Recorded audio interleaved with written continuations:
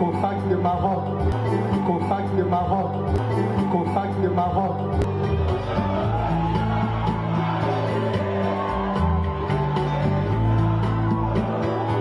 Cofax de Maroc. Est-ce qu'il y a un musicien congolais qui a chicoté déjà 20 000 places en Europe? Il est là.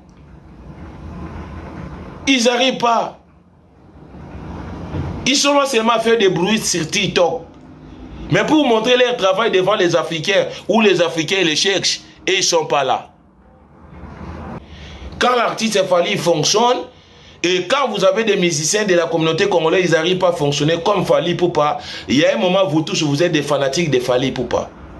Respectez l'artiste qui est en train de faire son travail devant les gens. Quel musicien congolais qui a ramené les Africains devant 20 000 places en Europe? Il est là.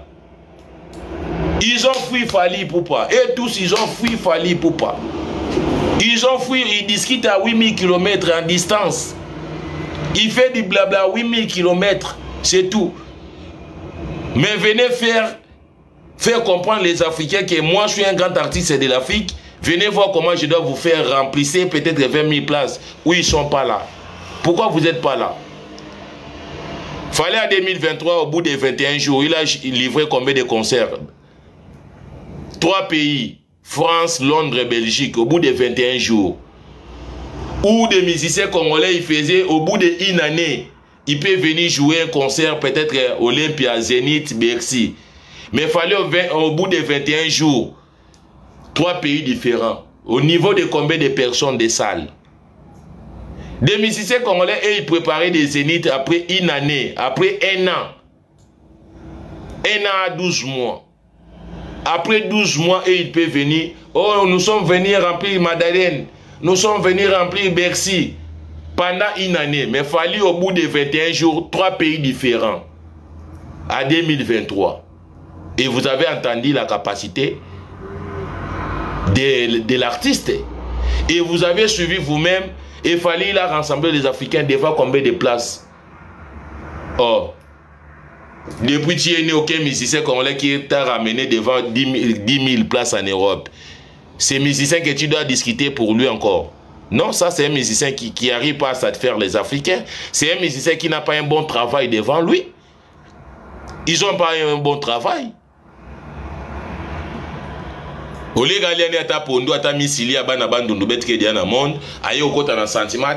je dois discuter avec Fally Ipupa. Moi je dois faire les chants. Non! Fally Ipupa, il est au terre de tous les musiciens de la communauté congolaise. C'est la personne qui est en train de faire la fierté de la musique congolaise au monde. C'est Fally. Il y a des, il y a toi. Si on était avec 3 musiciens congolais, peut-être les Américains, ils peuvent faire les studios en Afrique là-bas. Les Américains, ils laissent chez eux. Ils viennent faire les studios en Afrique. Mais heureusement, nous avons que Fally Ipupa. Et on peut partager Fally Ipupa dans combien de pays du monde? Oh. Il y a un moment congolais, quand vos musiciens ils ont échoué, dis-les que tu as échoué. Dis-les que non, on t'a mis dans les terrains de foot, tu n'arrives pas à marquer des billes, et les autres, ils sont en train de marquer des billes. Mais oui, mais oui. Quand vous attendez que Lionel Messi grand joueur, pourquoi on appelle Lionel Messi grand joueur? Lionel Messi, il fait quoi? Il a d'autres métiers? Non, il a son ballon. Cristiano Ronaldo, pourquoi vous l'appelez grand joueur? Cristiano Ronaldo, il a d'autres métiers? Non, c'est le football. Il a montré sa capacité de travailler. Aujourd'hui, il a eu ce que des joueurs il prend. Devant Lionel Messi, il y a des ballons d'or. Devant Cristiano Ronaldo, il y a des ballons d'or. Devant Fally Ipupa, il y a des disques d'or, il y a des disques platine, il y a des trophées. Il y a les stades. Et devant des musiciens de la communauté congolaise, il y a quoi? Montrez-moi un musicien de la communauté de la Congolais, qu'est-ce qu'il a eu dans la musique? Ou qu'est-ce qu'il a prouvé dans tous les continents de l'Afrique? Est-ce que le musicien de la communauté congolaise, il a prouvé son travail devant tous les continents de son pays africain? Il est là. Mais papa, si il y a un musicien de la communauté congolaise, mon côté, il faut fatiguer toi, parce que oh, place na okunde la musicien, au baga omega musique. Musicien yo omega musique. Tant yo omega musique, il va être que mutumo ya ki de na musique au sala. Bozong il a ba cop ba chasse. Bozong il a ba cop place sur yo mo ebi ke mutolono ezana kisasa te zong la cop place yo utaki. So ebi mutolono ezana hôpital ya kisasa te zonga na zamba place yo utaki ozali na cop ya liboso banda osala kende ko sala ngo.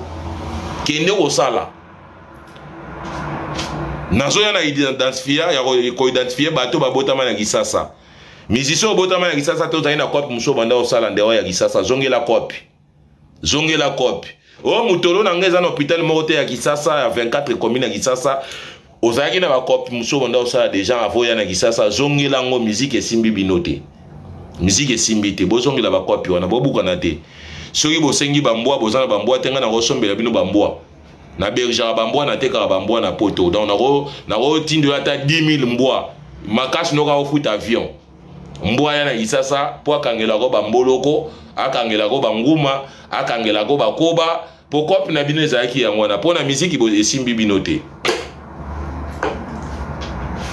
bino bosaka na Fally Ipupa oye pour le biate bandundu on doit parler les sujets des artistes congolais et Fally Ipupa aussi c'est un congolais non Fally Ipupa c'est un diamant de la musique congolaise c'est un colbert de la musique congolaise c'est un lord de la musique congolaise il est unique.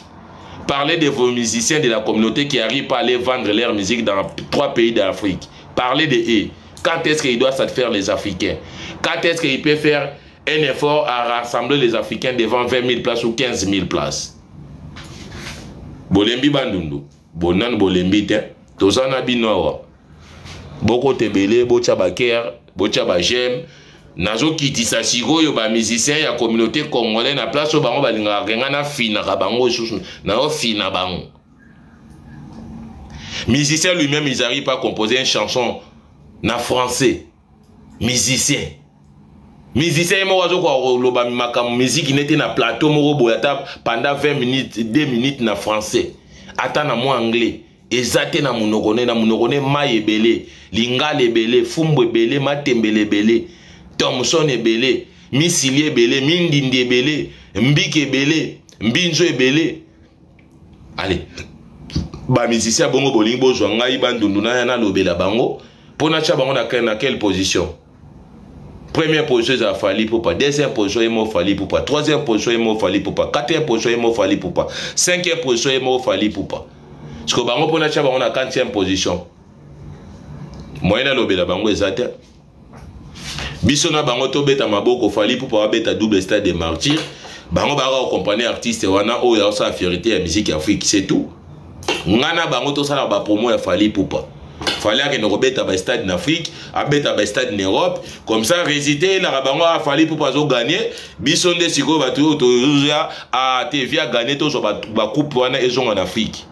Tu es ba disque d'or, tu es ba disque platine, tu es ba trophée, tu es kangi ba photo na ba 45 000 places, na ba 16 000 places, na ba 15 000, na ba 11. Et wana zasko bomengo ya biso ba africain ke liboso na biso et génie ya musique moko ya Afrique ya zawana aza danger Fally Ipupa.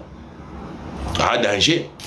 Yo bandundu, tu dois parler aussi de d'autres musiciens de la communauté congolaise. Bah musiciens de la communauté congolaise, je vous ai dit et je vous ai parlé plusieurs fois. Quand vous n'avez pas un travail devant votre artiste le plus suivi au monde Fally Ipupa, retournez dans votre job que vous avez commencé avant que vous étiez venu essayer la musique. Retournez dans vos premiers jobs que vous faisiez avant. Dans le baron combien de fois? Il faut na lobi makamba Fally na yesu na ba musicien o ba boutir même pas ba travailler na bango devant bato. Ils ont un sens. Bazong la ba cop na bango. Bazaki bato wana sa ba chasse na tous les villages ya Kisasa wana. Mitolo na bango na Kisasa ezate, botu na ba musicien ya communauté congolaise, mitolo na bango eza na hôpital ni. Botu poser bango ba question boye ba ke bazali na ba premier cop ba wana sa avant ba remeka musique. Parce que musique est comme bango kilo liboso na bango libanga atalo. Fally Ipupa za wana. Place nini yo ya omega musique. Ah. Bah warrior à monde entier, restez branchés double stade des martyrs. Un grand merci à nous tous. Partout nous sommes dans le monde. Aujourd'hui, il faut savoir que vous avez un élément devant vous, Fally Ipupa. Sans Fally Ipupa, non, Congo est à désert, est en crise. Sans Fally Ipupa, toute la communauté africaine, on ne peut pas être heureux. Aujourd'hui, toutes les communautés africaines, nous sommes heureux avec Fally Ipupa. Fally Ipupa, il n'était pas venu essayer la musique. Hein. C'est des musiciens de la communauté congolaise, ils étaient venus essayer la musique. Fally, il était venu éclaircir les Africains. Moi, je suis là avec vous. Oh, Moutara Bengo, papier. Fashionné. Bandundoué. Tapis rouge. Traveling love. Et on doit parler. On doit parler de quoi? Fally nous a ramenés au monde. Fally nous a montré qui est Fally. Il n'était pas venu dire, venez, je dois tâtonner ou je dois essayer. Non. Il a essayé 45 000 places en 2023. Il a fui. Ah. Voilà la musique. Musique, c'est mes caractères. Vous avez la musique qui n'a pas matanga, n'a pas bibembe. Si vous avez aller louer, mais vous avez pour musique qui n'a pas été comme un monde. Tiens. Musicien de la communauté congolaise, a quoi la musique était déjà dans tous les continents de l'Afrique. Parce que le monde est réel. So en Afrique déjà musicien de la communauté congolaise a quoi la musique n'était. Azo bang Afrique. Mboka ne moko Afrique mais azo bang roté quand même. Viens dans Fally Ipupa les King. Bamakambo il fallait y na ngoka na ba Messi au vie. Fallait que nous y au milieu bango na ba niveau oyo ngana linga ki humiliation yango wana. Amoni siko ningo kata makambo. Nana sala ta la moitié ba travail yo sali na 2023 na 2024. Nani wa ko ya bimagete fallait dans 100 trophées ngana dans 50 trophées.